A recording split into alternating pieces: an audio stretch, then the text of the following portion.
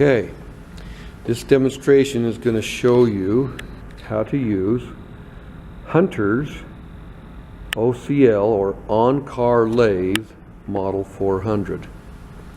Here's the control panel. Go ahead and just point out the various 5 buttons or knob. This will be one thing you want to make sure of is this ready light here. That needs to be green. If it's not green, we need to push this button on top until it turns green. Which show the button? I missed it. The button on top right here. Oh, okay, good. Okay. Now it's green. This will be our button that we'll push first to start our compensation. When we're done with the compensation, we'll test the test runout button here. Once we have our test runout and these numbers come up 0, then we can start turning we'll adjust the speed and activate the anti-chatter control knob button here. So we'll get to that and probably explain that as we start the actual process. Wonderful. And of course the power switch. Right. Power switch is here. Okay, let's go ahead. Let's talk about setup. So first of all, show them what we removed.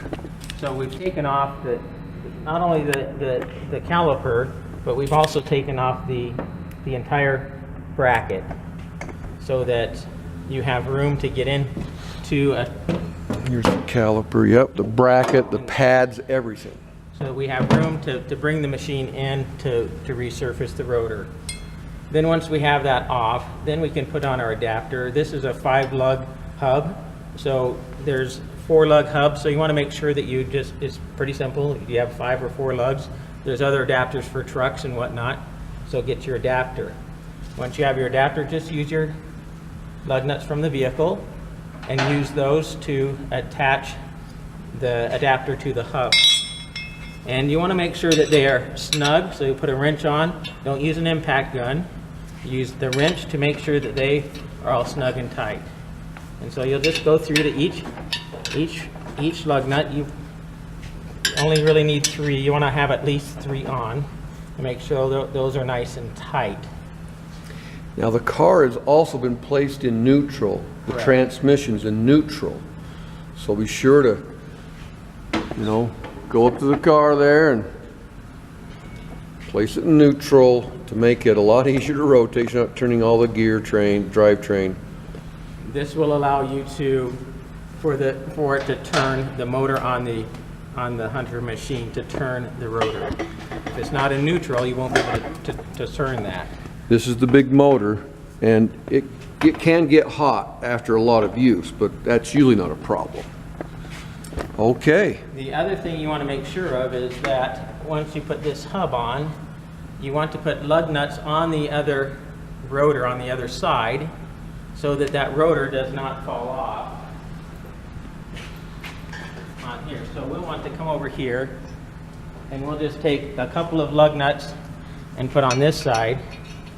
They don't need to be tight, just so that the rotor, this is a free-floating rotor. And so as that's turning, you'll be turning your rotor and this will slide off and fall on the floor. And you'll make a noise and everyone look to see what happened. So you'll just want to make sure you have those on so it doesn't fall off. Good. So now that we're at this point, now we can attach the machine to the hub. And one thing you'll notice is that on the adapter here, we have a hole here, and on our plate here, there's also a pin. And so we want to align this pin with that. Zoom in a little tighter. Yep, that little pin. This pin right here to this hole on the adapter.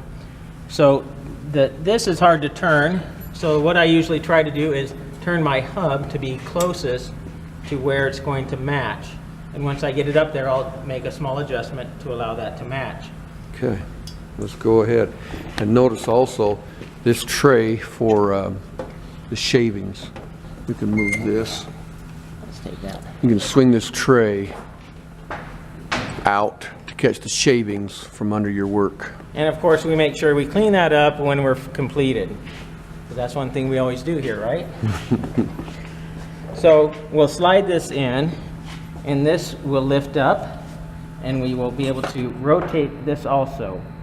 Do that again. I was too close in. So we'll bring this up, and then we can shift this up and down. So we'll line that up so they're perfectly lined up.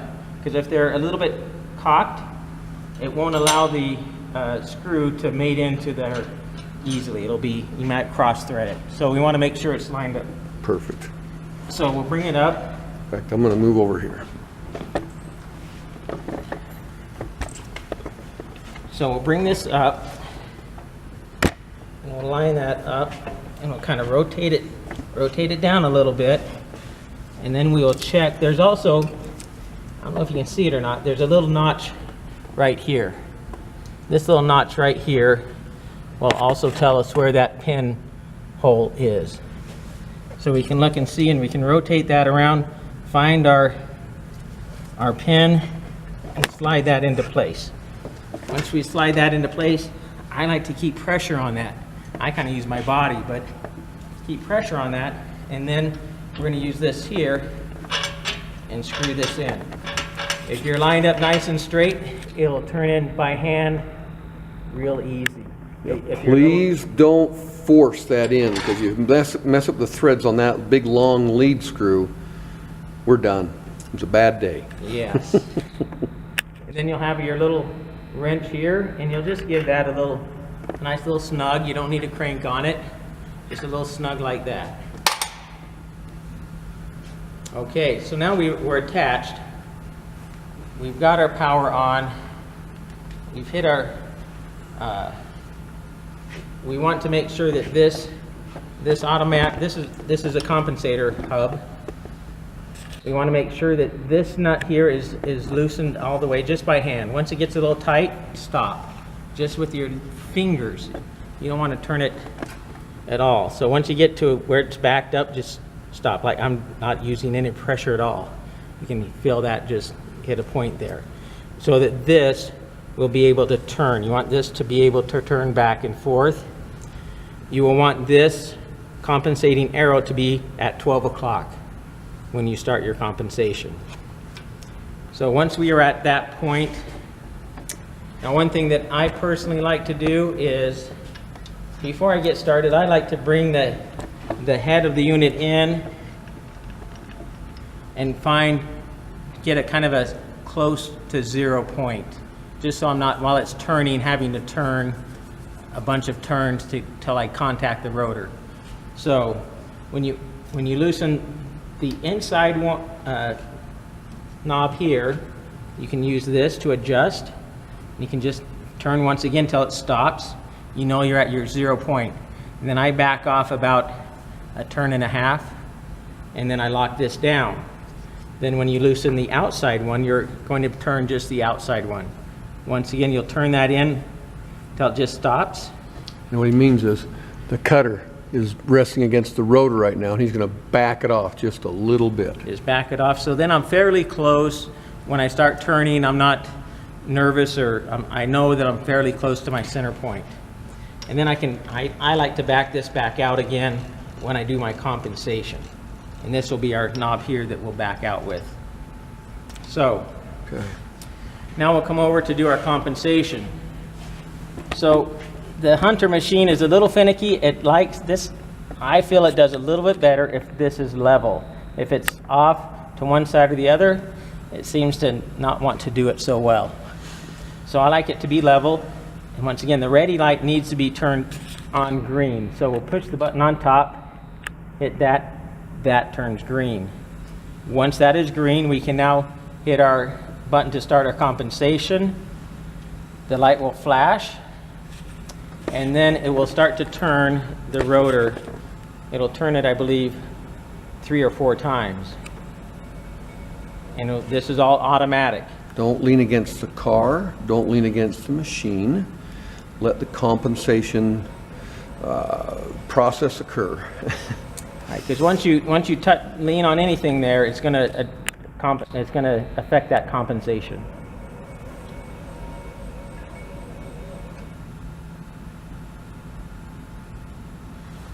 Notice we've got, every time it stops, it lights up another LED. When it gets all done, these 3 should turn green.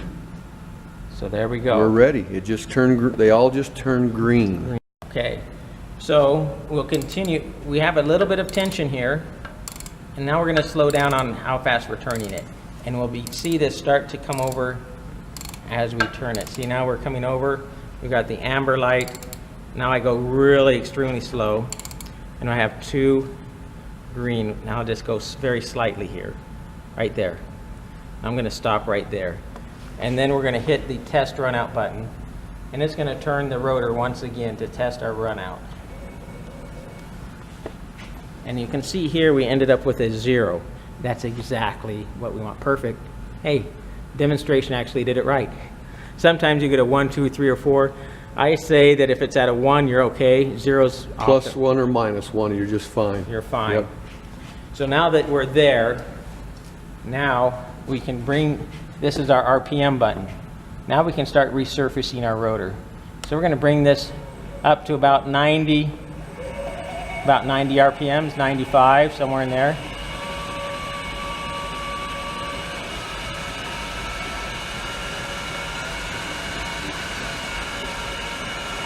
So right there. So now we can bring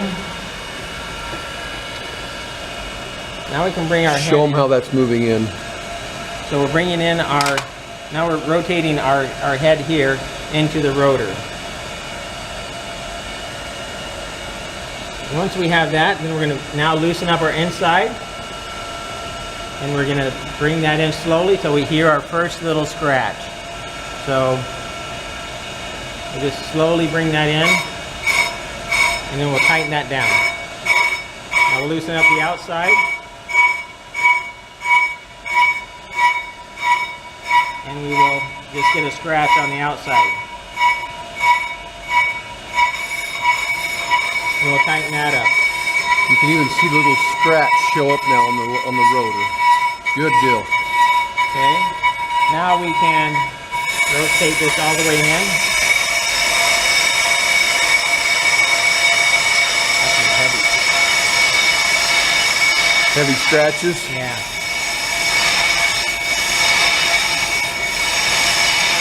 I'm going to bring that in until we're into our rust mark.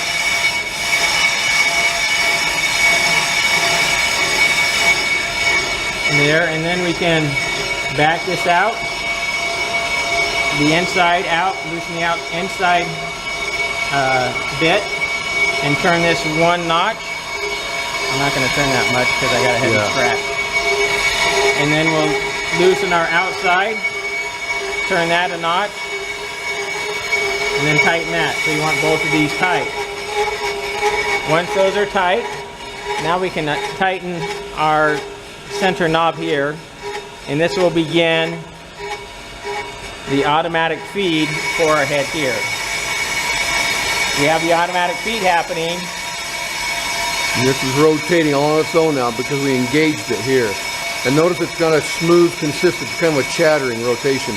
That's to help minimize any tool bit chatter against the work. To also minimize that, we're going to hit this automatic chatter control button, which will change the speed up and down. Change the speed of the motor. Faster, slower, faster, slower. Everything to fight the chatter problem for a cleaner, smoother rotor surface. Notice we don't need to put a band on this because of that anti-chatter control. You can also see it kind of has an orbital spin to it. We don't need to put on the sandpaper with this and make cross cuts because of that orbital movement we're making with the machine. You'll notice on this, we're turning this rotor much faster than we are using the bench lathe. So this will help you to really speed along the job pretty rapidly. This is moving along nice and fast. I'm going to shut down. So we finished our cut here. We can see that we've completely have a new surface here. You'll also want to check the inside. So get underneath the car, check the inside, make sure that you've cut the entire surface on the inside of the rotor. So now we can let our feed, undo our feed here, and we can turn the machine off here. The next thing we'll want to do also is wash off the rotor. We can take the rotor completely off and take it over to the wash sink and wash that off there. If you're going to do that, please make sure that this part of the rotor lines back up with that lug stud. The whole purpose, or I should say one of the main purposes of an on-car lathe is to resurface a rotor to the center line, the wheel bearings, etc., to the vehicle. It's in reality a little more precise than a bench lathe. And therefore we need an index. So yeah, go ahead and give it a So chalk. we'll give it a chalk mark on our rotor here, and then a good chalk mark on our stud here. That way it goes back exactly how it was. Because just by repositioning the rotor in a different position can sometimes change and create some run out. It may happen, it may not, but it does happen often enough. You got to be aware of it. Okay, I think we just need to undo the bolt and pull the head off and we're done. Right. So we can grab our wrench right here, just loosen that up, and that will come off by hand, like that. And then we're And out. grab the machine and just kind of pull it away. Pull the machine back. Now from this point here, we'll probably unplug the machine here. And we're going to take it to the other side. So when we go to the other side, obviously the head is not going to be Facing. the front of where our caliper came off. So what we're going to need to do is we can swap this over. And that can be done by loosening that there, turning the whole head upside down and around like that. And now we can do the other side. And this, that's one reason this rotates. Now we can rotate that there. We can bring our cord around and get that out of the way. Now we can go to the other side, and we're ready to go. And that's the Hunter on-car lathe.